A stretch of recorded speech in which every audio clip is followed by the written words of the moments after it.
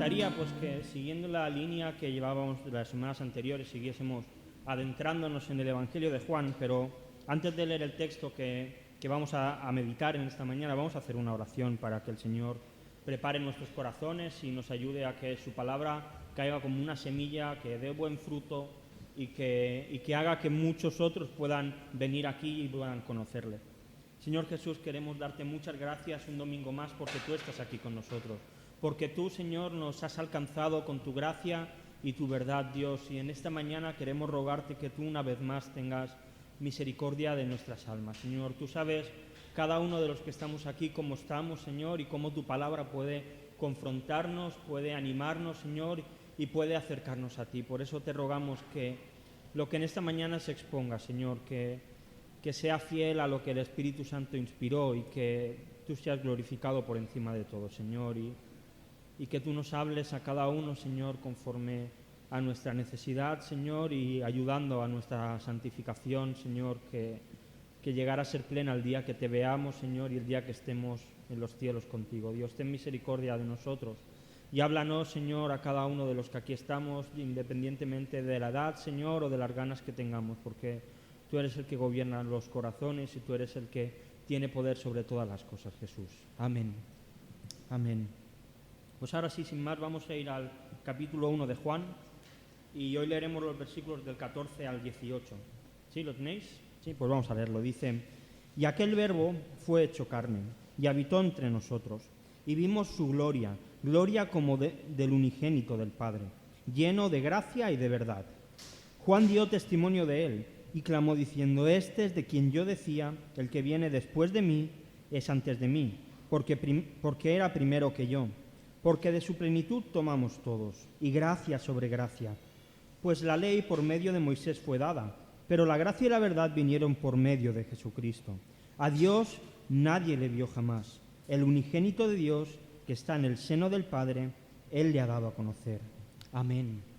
Amén. No sé cuántos de vosotros os acordáis de cómo empieza el Evangelio de Juan. En el principio era el Verbo, y el Verbo era con Dios, y el Verbo era Dios. Y parece como que si desde ese versículo hasta este versículo 14 hubiese habido un paréntesis.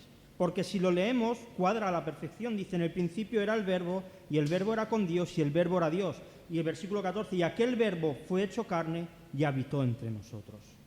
Parece como que lo que hay entre medio sea un paréntesis para presentarnos a Juan el Bautista y la misión que él tenía de presentar el Evangelio. Hasta ahora Juan ha querido presentarnos a Jesús como el Verbo. Nos lo ha presentado como la vida de los hombres, como la luz del mundo, como el Creador, como el que es el motivo de todo lo que existe. Pero ahora quiere presentarnos a un Jesús que es más fácil de entender para nosotros. Juan presenta a un Jesús hecho de carne y hueso, a un Jesús que estuvo con ellos comiendo, que se subió a barcos con ellos, que rió con ellos, que lloró con ellos, que bebió con ellos, que se preocupó por los necesitados, a un Jesús real, a un Jesús humano, un Jesús que se cansó, un Jesús que necesitó orar para estar en relación con el Padre. Un Jesús igual que nosotros. Y cuando leía esto pensaba, ¿es realmente importante entender que Jesús fue una persona humana? ¿Es realmente importante que Jesús lo fuese? La verdad es que sí. La respuesta a esta pregunta es sí, rotundo.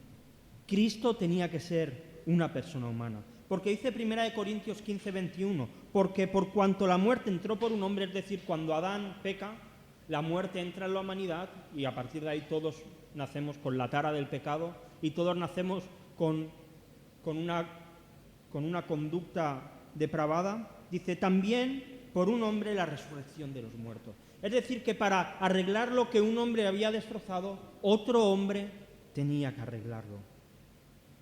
Pero este hombre tenía que ser diferente a los demás. Tenía que tener algo diferente. Jesús siendo humano como nosotros, experimentando lo que nosotros nos experimentamos, sabe lo difícil que es la vida. Sabe lo que es sentirse solo. Sabe lo que es que tus amigos te fallen. Sabe lo que es que tu familia te deje de lado. Sabe lo que es el dolor físico. sabe lo que es no tener una moneda en el bolsillo. Es un Jesús que puede empatizar con nosotros. Mira, cuando nos pasa algo y alguien viene a darnos ánimos, con la Biblia todos podemos dar ánimos a todos y debiéramos hacerlo. Pero cuando alguien además ha vivido lo que tú estás viviendo, es más fácil, ¿verdad? Porque puede empatizar contigo. Jesús puede empatizar con nosotros, porque sabe lo que pasamos, porque Él ya lo ha pasado. Jesús fue tentado como nosotros. Dice Hebreos 4:15, porque no tenemos un sumo sacerdote que no pueda compadecerse de nuestras debilidades. Es decir, nuestro sumo sacerdote, el que presenta la ofrenda por nosotros, no es alguien que no sepa de qué va la vida, sino que fue tentado en todo, según nuestra semejanza, pero sin pecado. Así que Jesús sabe lo difícil que es no pecar, porque Él lo experimentó. Él no pecó porque era Dios, pero fue tentado igual que nosotros. Y no solo eso, como sabe cuál es nuestra situación, en Hebreos 7:25 dice, por lo cual también puede salvar perpetuamente, es decir, para siempre, a los que por Él se acercan a Dios, viviendo siempre para interceder por ellos.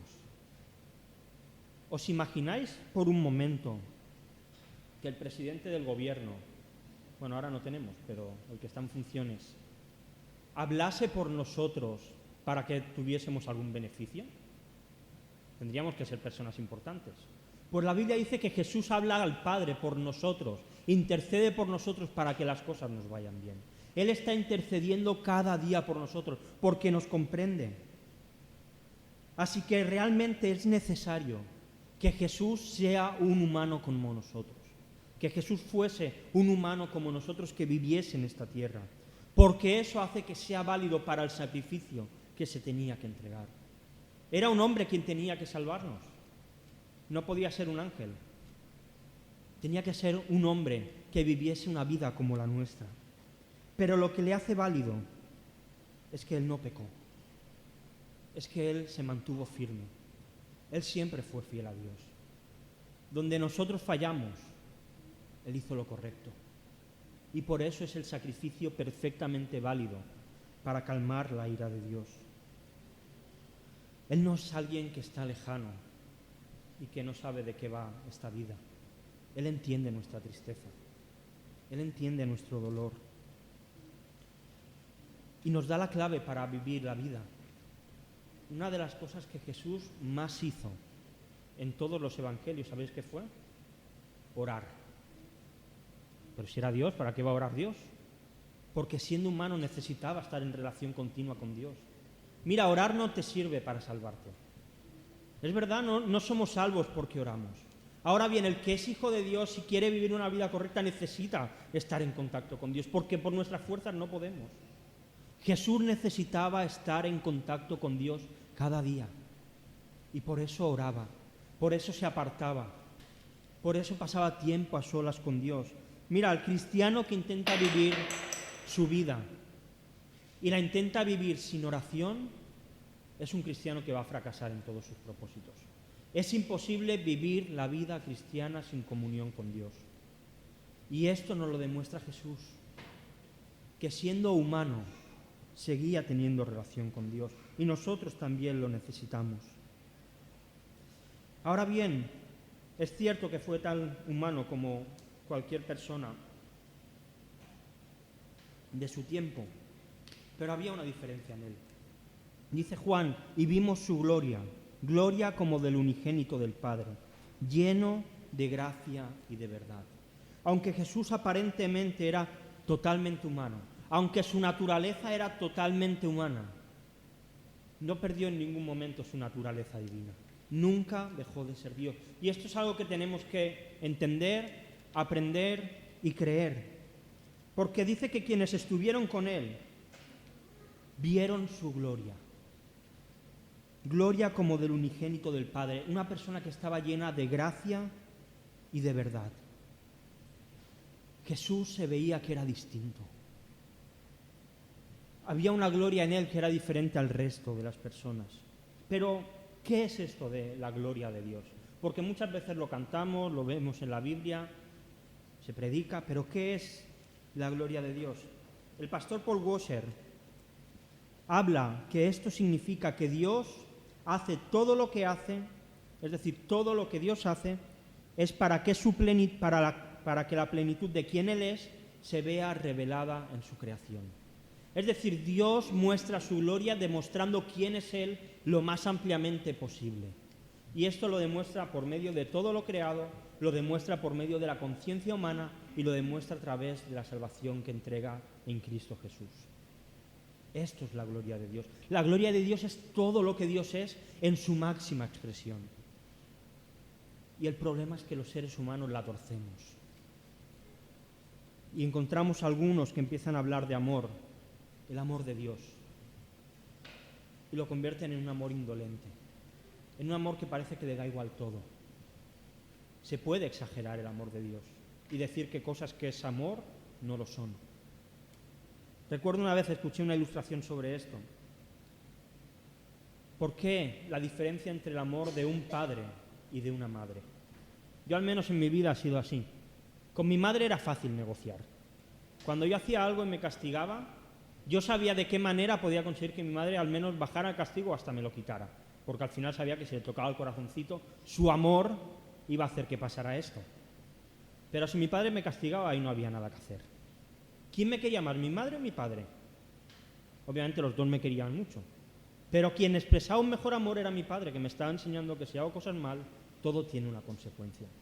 Así que cuando vemos a Dios que no actúa según nuestro estándar de amor, no quiere decir que Dios no ame.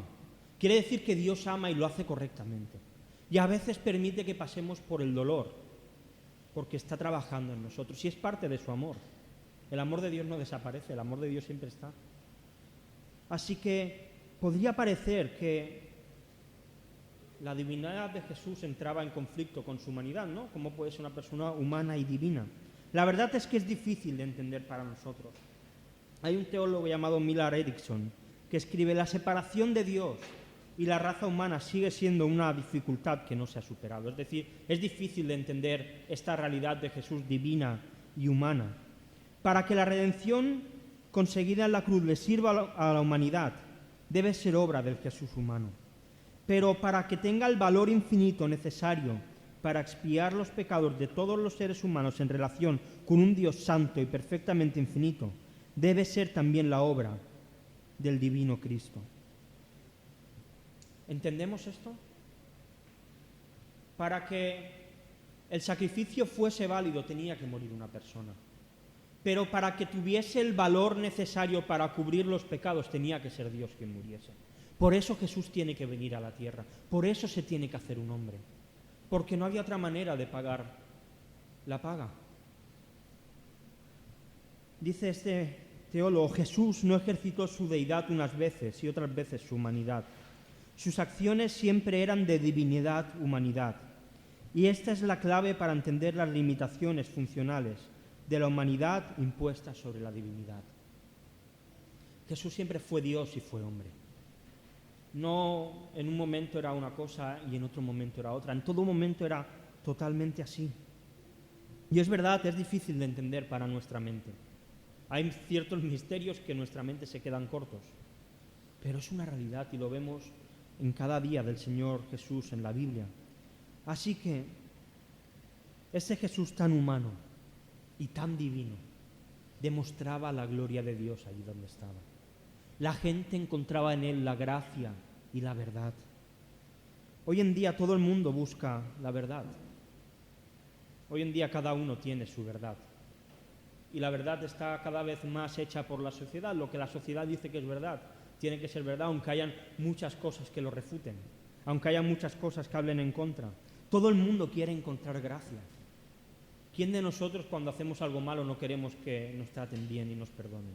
Todo el mundo queremos encontrar gracia. Pero vivimos en un mundo en que a veces esto no está, en que a veces esto no aparece. Pero Cristo es la verdadera verdad. Cristo es la gracia completa. ¿Quieres encontrar la verdad? Ve a Jesús y conoceréis la verdad y la verdad os hará libres. ¿Quieres encontrar la gracia? Ve a Jesús, Él está lleno de gracia. Necesitamos encontrarnos con Él. Es el único que es capaz de tener gracia con el pecador y de mostrarle la verdad de su corazón. Porque ¿cuántas veces cuando hay un problema, cuando hay una circunstancia, no miramos a los demás? No, es que esta situación está así porque mira lo que me hizo este, o mira lo que me hizo el otro. O cuántas veces, ayer leía un artículo sobre estar mal en el trabajo, y el autor daba varios motivos. Puedes estar mal en el trabajo porque no te gusta, porque tu jefe no te trata bien, porque no te pagan lo suficiente, pero al final de todo decía, pero antes de mirar todo esto, mírate a ti mismo. ¿No será que hay algo mal en ti y por eso no estás a gusto? Y esto se extrapola a todos los niveles de la vida. A veces si mi matrimonio no va bien, puedo echarle la culpa a mi mujer, pero igual la culpa está en mí. Pero lo primero que haré será echársela a ella. Jesús es quien muestra lo que hay en el interior. Jesús es el que nos ayuda a cambiar y a darnos cuenta porque es verdadera verdad. Y con su gracia nos lleva al arrepentimiento. Y esto es lo que cada uno de nosotros necesitamos. No mirar tanto a los demás y mirar a nuestros corazones. Como dijo Jesús en el Sermón del Monte, ¿por qué mirar la paja en el ojo de tu hermano y no te das cuenta de la viga que tienes tú dentro? Que el Señor nos ayude porque no es fácil, pero es tarea suya. Y si se lo pedimos, Él revelará el pecado del interior y nos llevará al arrepentimiento y a la restauración. El texto continúa diciendo, Juan dio testimonio de él, está hablando de Juan el Bautista, y clamó diciendo, este es de quien yo decía, el que viene después de mí, es antes de mí, porque era primero que yo. La verdad es que parece un trabalenguas. El que viene después de mí es antes de mí, porque era primero que yo. Sabemos que Juan el Bautista, por la Biblia lo sabemos, era unos meses mayor que Jesús, que era familiar suyo, era primo segundo. Y lo sabemos porque cuando María va a visitar a Elizabeth, Elizabeth ya estaba embarazada de 6 o 7 meses. Así que sabemos que era mayor que él. También sabemos que el ministerio de Juan el Bautista empezó unos 3 o 4 años antes que el ministerio del Señor Jesús. Así que, ¿por qué Juan, siendo así, dice que Jesús era antes que él, cuando en realidad Juan había nacido y había empezado su ministerio antes que Jesús? Pues porque Juan el Bautista tenía muy claro cuál era su misión: preparar el camino al Señor y enderezar sus veredas. Así que él sabía que su misión era preparar el camino para que viniese Jesús. Y lo que tenía muy claro es que él no tenía que desenfocar a la gente de Jesús. Juan tuvo un ministerio abundante, un ministerio de éxito, pero en cambio su propósito era que todos siguiesen a Jesús. Él dio testimonio de que Jesús ya existía antes de que él naciese, que Jesús no iba a ser alguien más pequeño que él, sino todo lo contrario, alguien más grande. ¿Y dónde demuestra esto? Bueno, cuando Juan está bautizando y en Mateo 3,14 se le acerca Jesús para ser bautizado, Juan, sorprendido, le dice, yo necesito ser bautizado de ti, ¿y tú vienes a mí? Juan se está situando en una escala más abajo. Está reconociendo que Jesús está por encima de él. Y en Hechos 19, del 3 al 5, se nos narra como en la iglesia de Éfeso habían habido algunos que Juan el Bautista los había bautizado. Y se habían bautizado en el bautismo de arrepentimiento que Juan predicaba. Pero vemos que cuando llega allí, si no me equivoco, Pablo, los bautiza en el nombre del Señor. Los vuelve a bautizar porque el bautismo de Juan no valía para la redención futura que había hecho Jesús. ¿Sabéis por qué? Porque Juan, aunque fue un enviado de Dios, aunque llevaba una misión completa, era un hombre, era un pecador, era alguien que se equivocaba. Quizá incluso, y aquí ya esto es suposición mía, predicando en algún momento dijo algo que no debía, o trató a alguien seguro de una manera que no debía tratarlo. En cambio Jesús era Dios mismo, en él no había fallo. Su misión había sido escogida antes de la fundación del mundo, antes de que todo esto existiese. La misión de Jesús ya estaba preparada, por eso Juan dice que él era antes que yo. Ya estaba todo listo. Y esto es algo que no debemos olvidar nunca, porque predicadores, pastores, quienes sirven en la iglesia, aquellos a los que vemos en vídeos de YouTube predicando o cantando, o escuchamos en Spotify o en cualquier sitio, en el coche, todos son humanos. No estamos llamados a seguir a ninguno de ellos. Hay veces que me alucina ver cómo cristianos defienden a otros más que lo que defenderían al Señor Jesús. Porque nos creamos ídolos humanos, que no debiera ser así.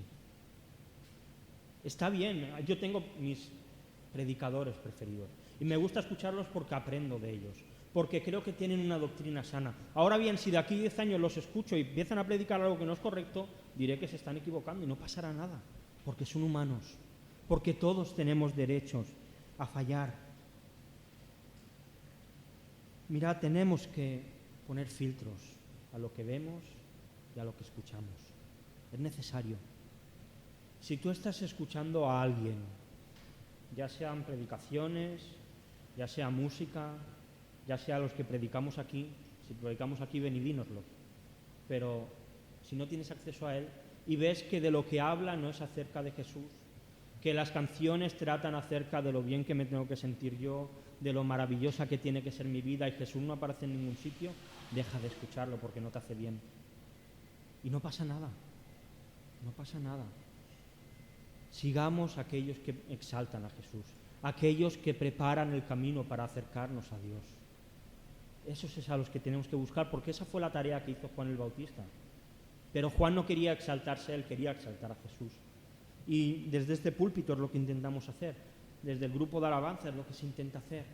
Así que cada uno de nosotros seamos como Juan también y exaltemos a Jesús en todo lugar. Tengamos claro que Él es antes que nosotros, que Él es más alto que nosotros y nosotros solamente pequeños siervos. Y Juan, ahora sí, el autor del Evangelio, continúa diciendo, porque de su plenitud tomamos todos. Y gracia sobre gracia. ¿Sabéis? Cada uno de nosotros, desde que nacemos, desde que somos chiquitillos y no podemos valernos por nosotros mismos, nacemos con unos instintos y unas necesidades. Cada persona en este mundo tiene instinto de supervivencia. Hasta el bebé más pequeñito lo tiene. Como no puede valerse por sí mismo, su instinto de supervivencia le hace llorar para llamar la atención de alguien y que le alimente. Todo el mundo en un momento de tensión grande y de peligro, aun el que está depresivo, luchará por vivir, luchará por sobrevivir. Todos tenemos instinto de adoración. Algunos lo focalizamos en el Dios verdadero. Hay otros que, debido al pecado, buscan imágenes a las que adorar, buscan al sol, buscan a la luna, buscan animales. Hoy en día buscan a deportistas, cantantes, actores, la televisión, las videoconsolas, los móviles. Todos buscamos algo a lo que adorar. Todos tenemos necesidad de descanso. Y además Dios preparó nuestro cuerpo para descansar. Y esto es algo importante de entender. Dios quiere que descansemos, porque nos ha creado con necesidad de descansar. Y tomarse vacaciones es bueno. Algunos dicen, bueno, es que Pablo nunca se tomó vacaciones. Es que en la época de Pablo no existía el concepto de vacaciones. Pero hoy en día que hay vacaciones es bueno tomar vacaciones. Es bueno descansar. Es bueno pasar tiempo con la familia. Yo la verdad es que soy una persona que duerme poco. Siempre lo he sido. Con dormir 4 o 5 horas tengo suficiente para el día. Pero ha habido algunas épocas que por algún motivo, que no sé el por qué, cojo varios días que duermo 1, 2, 3 horas. Y esos días lo paso mal. Pero llega un punto en que mi cuerpo me dice, Ángel, hasta aquí. Y ahora te vas a pegar 12 o 13 horas durmiendo porque vamos a volver a recargarnos. Y es que Dios ha preparado nuestros cuerpos para descansar. Está en nuestra naturaleza. Todos tenemos la necesidad de alimentarnos. Nuestro cuerpo necesita que le demos alimento. Y cuando no comemos, y el cuerpo necesita, hay un ruidito ahí en la barriga que dice, Ángel, lléname. Algunos comemos más que otros, es verdad. Pero todos tenemos esta necesidad. Pero no solamente de alimento físico, también de alimento espiritual. Y esta es una pregunta importante. ¿Con qué te estás alimentando espiritualmente? Porque te puedes estar alimentando espiritualmente con la tele. Bueno, según lo que veas, igual puede ser algo bueno, si ves muchas predicaciones por ahí. Te puedes estar alimentando de libros. de videojuegos, de redes sociales, de familia, de trabajo, de amigos, de la iglesia, de la Biblia, de la oración? ¿De qué te estás alimentando? ¿Qué es lo que está nutriendo tu alma? Mira, nuestros corazones son insaciables. Siempre quieren comer, siempre quieren más, siempre necesitan llenarse. Y Juan presenta a Jesús como alguien tan perfecto, de quien de su plenitud podemos alimentarnos. Jesús es el alimento perfecto que nuestra alma necesita, de quien podemos tomar todo lo que necesitamos. Dice que de su plenitud tomamos todos, y es que nadie que vaya a Jesús a tomar de él será echado fuera. Dios no echa fuera a nadie. Ahora bien, Dios tampoco puede convivir con el pecado, porque es contrario a su naturaleza. Aquel que vaya a Cristo y vaya arrepentido no volverá vacío, volverá lleno, volverá hasta arriba, porque todo lo que parece que se acaba, la gracia de Jesús lo llena. Porque cuando parece que no tenemos nada, cuando parece que la gracia se acaba, dice Juan que viene más gracia. De su plenitud tomamos todo y gracia sobre gracia, porque la gracia de Dios es infinita. En Cristo está todo lo que el ser humano necesita. Todas nuestras respuestas todas nuestras preguntas encuentran respuesta en Jesús. ¿Quieres saber quién eres? Busca la respuesta en Jesús. ¿Quieres saber de dónde vienes? Busca la respuesta en Jesús. ¿Quieres saber a dónde vas? Busca la respuesta en Jesús. ¿Quieres saber cuál es tu propósito en la vida? Busca la respuesta en Jesús. Y aquí está. Aquí en la Biblia es donde nos encontramos con Jesús. Ahí están todas las respuestas del ser humano. Hay algunos, esta semana veía una discusión, un debate entre un ateo muy famoso y profesor de física teórica y no sé qué más de Oxford, y otro profesor catedrático creo que de Oxford también, de matemáticas. Uno era ateo y el otro era cristiano. Y el ateo decía, no, es que el universo en sí mismo no tiene un propósito. Existe y ya está. Y el otro decía, bueno, entonces si no tiene propósito, ¿para qué vivimos? ¿Para qué vivir si no hay un propósito de estar en esta vida? En Jesús tenemos propósito. En Jesús encontramos identidad. Él es el pan para el hambriento. Él es el agua viva para el sediento. Él es el descanso para el que está agotado. Él es el ánimo para el que está desconsolado. Él es el camino para el que quiere encontrar a Dios. Él es la luz que iluminará al que está perdido en las tinieblas. Él es la verdad para el que tenga preguntas.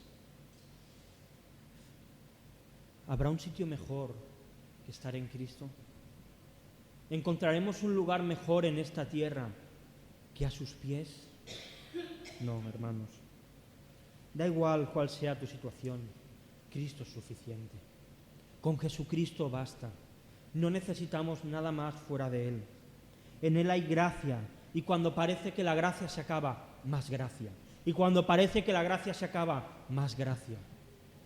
Y así hasta el día en que venga a buscarnos, así hasta el día en que estemos con Él. No necesitamos nada más. Y tantas veces vivimos vidas mediocres porque buscamos fuera de Cristo lo que tendríamos que buscar en Él. Nuestra alma se queda satisfecha cuando encuentra a su Salvador. Hasta ahora hemos visto a un Jesús que era tan humano como divino, algo difícil de entender para nosotros, pero real. Y también hemos visto que tenemos que tener nuestra mirada fija en Él porque Él es suficiente para todas nuestras necesidades. Y ahora Juan responde a una pregunta muy importante. ¿Por qué vino Jesús? Y aunque podríamos encontrar muchas respuestas, Él nos da una. Dice, pues la ley por medio de Moisés fue dada, pero la gracia y la verdad vinieron por medio de Jesucristo.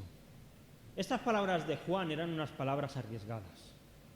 A nosotros nos puede parecer como muy lógico, ¿no? Y viendo toda la Biblia en su contexto y todo completo, vemos que realmente es así. Pero decirle a un judío que Jesús venía a sustituir la obra de Moisés era bastante arriesgado, porque para los judíos Moisés no solamente era un líder, para él Moisés reflejaba la ley. Era una persona excesivamente importante dentro de toda la tradición judía. Por lo tanto, decir que iba a venir uno que iba a quitar lo que Moisés había puesto para traer algo mejor era algo realmente arriesgado. Moisés representaba la ley en Israel. Y realmente la ley no era mala en sí. Todo lo contrario, la ley era algo bueno, era algo que Dios había entregado a su pueblo para decirle cómo tenían que andar, cómo se tenían que relacionar con él, cómo se tenían que relacionar entre ellos y cómo tenían que relacionarse con otros pueblos.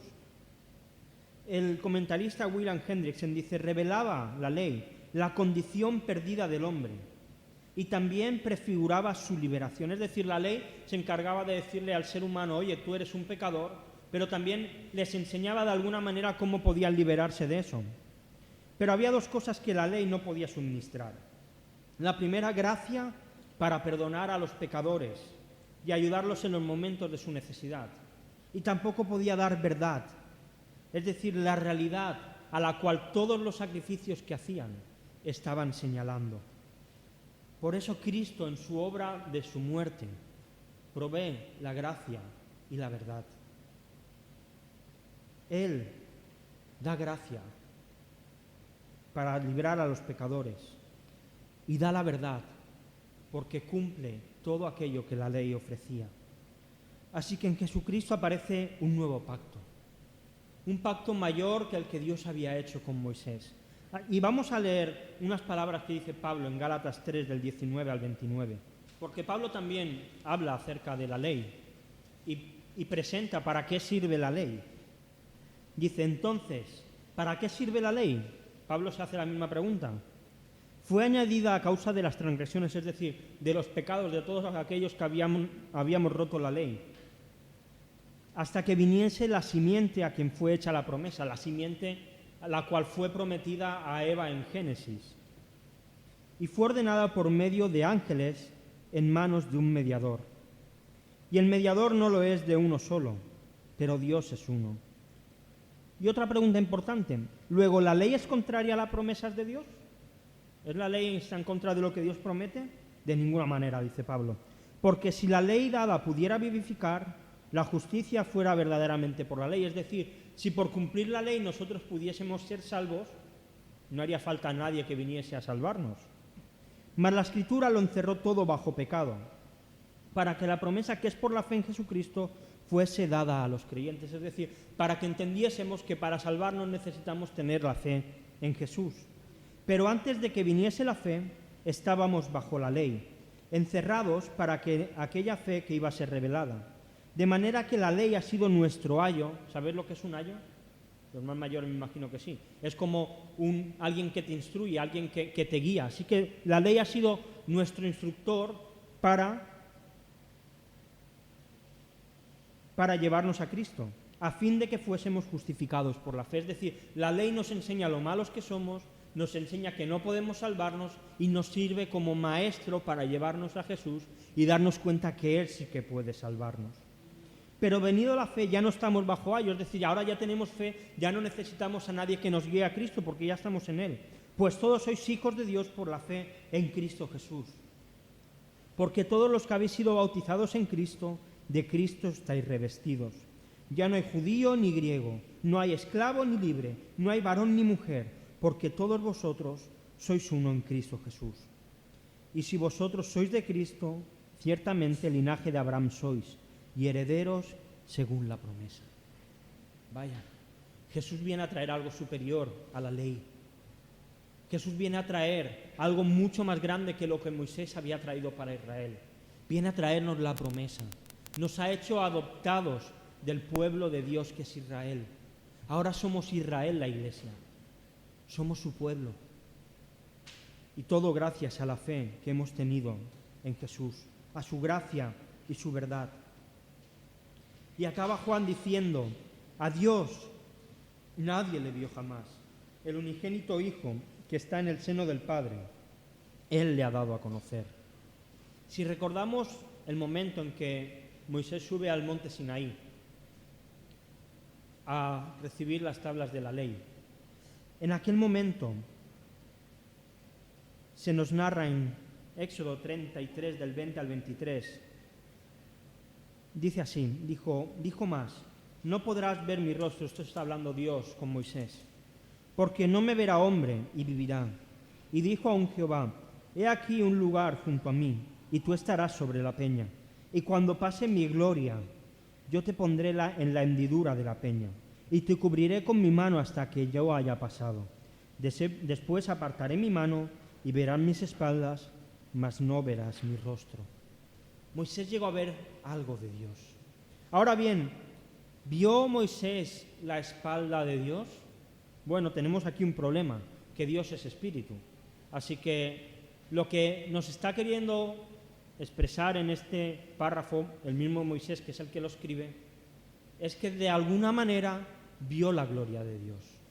Y habla de la espalda como esa parte de atrás que la ves ya de lejos pasar, pero no eres capaz de ver nada más de la persona. Moisés tuvo una experiencia espiritual increíble, porque se nos dice que bajó con su rostro tan resplandeciente que se tenía que tapar la cara. Algo pasó allí maravilloso, pero realmente no vio a Dios, porque Dios es espíritu.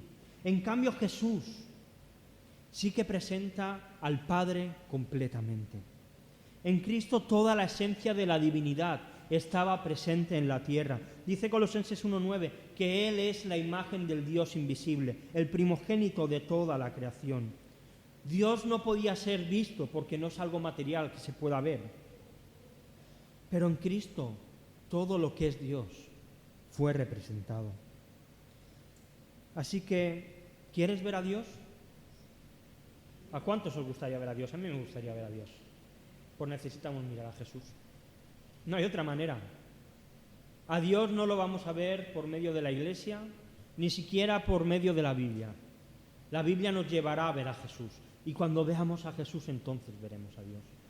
Por eso en Isaías dice, ven, mirad a mí y sed salvos todos los términos de la tierra. Porque el que mira a Jesús está viendo a Dios directamente. Y cuando te das cuenta de tal hermosura, no puedes hacer otra cosa que caer rendido ante Él, arrepentido por tus pecados y clamando misericordia por parte de Dios. Necesitamos que esto sea así. Cristo es quien da a conocer al Padre, el unigénito de Dios. Él es el que lo ha revelado. Y acabo ya. Jesús fue mucho más que un buen hombre. Fue mucho más que un hombre valiente. Fue mucho más que un hombre recto. Era Dios mismo, encarnado en un cuerpo humano. Era Dios mismo viviendo en la tierra. Era Dios humillándose hasta lo máximo, como dirá Pablo en Filipenses 2, y convirtiéndose en un humano como tú y como yo. Tú sabes lo difícil que es la vida, y para algunos es verdad, es más difícil que para otros. Pero todos sabemos que vivir la vida no es fácil, que es complicado. Pues Jesús tuvo las mismas limitaciones que tenemos nosotros. Jesús no iba traspasando paredes. Jesús no iba volando de un sitio a otro. O se teletransportaba como era Dios. Jesús estuvo limitado a las mismas limitaciones nuestras.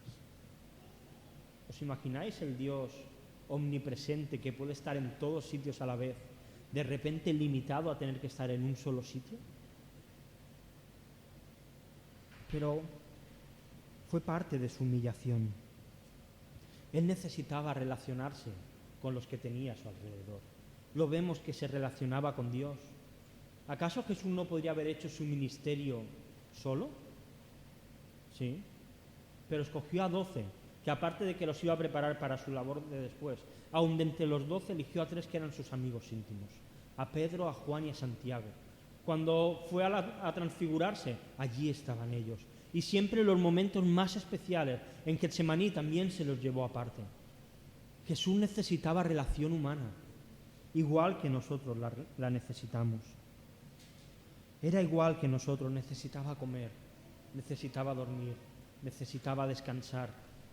le vemos que no era una persona demasiado adinerada. Hay un momento en que para hacer un ejemplo tiene que pedir una moneda prestada, no llevaba nada encima. No era nadie rico, no era nadie pudiente. Era como nosotros, pero sí que hubo una diferencia. Él nunca pecó.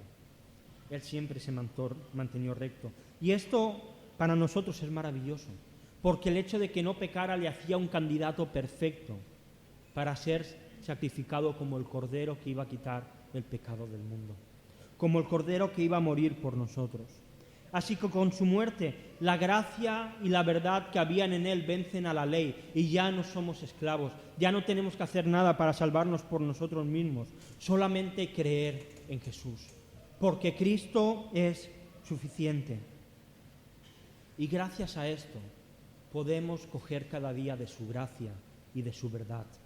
Gracias a esto podemos ir con nuestros problemas ante el trono de la gracia, sabiendo que allí hay oportuno socorro para nuestras almas. Gracias a esto sabemos que cuando vamos en oración y ruego con acción de gracias, la paz de Dios que sobrepasa todo entendimiento, guarda nuestros corazones y nuestros pensamientos en Cristo Jesús. Gracias a esto podemos vivir vidas plenas. Bendición sobre bendición. Cristo es la luz a la que necesitamos seguir.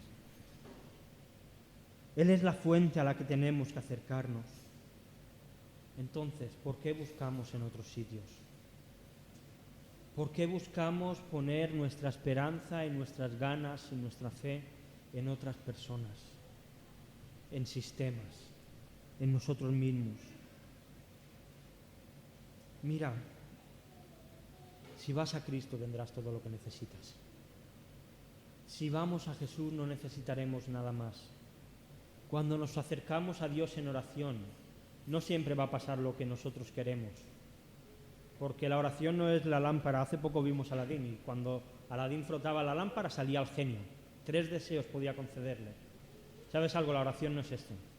La oración no es un sitio donde vamos, frotamos, soltamos nuestros deseos y Dios los concede.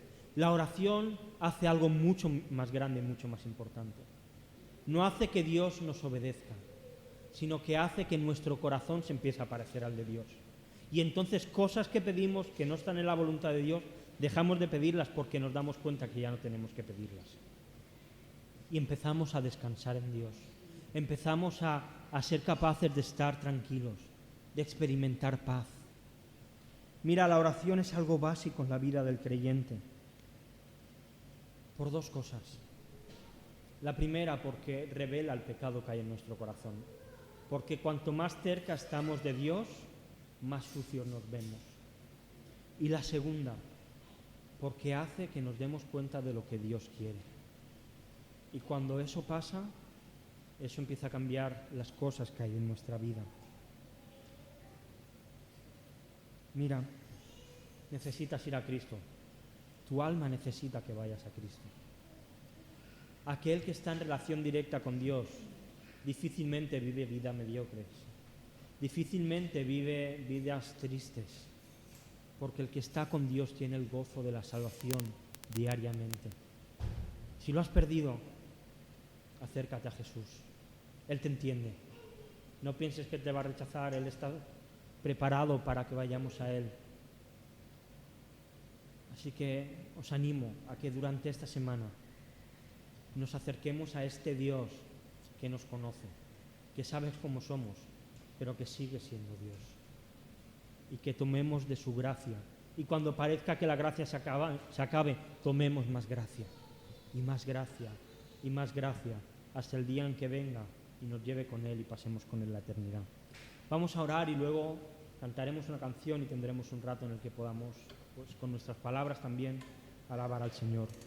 Señor Jesús, te damos muchas gracias porque tú eres, Señor, suficiente y de tu plenitud queremos tomar, Señor, cada uno de nosotros. Y gracia sobre gracia y encontrar una fuente eterna de salvación y de gozo que no se acaba, Señor. Gracias porque tú eres la promesa, Señor, dada y porque por tu gracia ya no tenemos que vivir según esta ley. Gracias porque tú has querido presentar a Dios haciéndote hombre y ahora sabes lo que es vivir esta vida, Señor. Y gracias por compadecerte de nosotros, gracias por interceder por nosotros, Y gracias porque en ti podemos estar completos, Señor. Te queremos alabar y bendecir en esta mañana, porque tú eres Dios y no hay nadie fuera de ti, Jesús. Amén.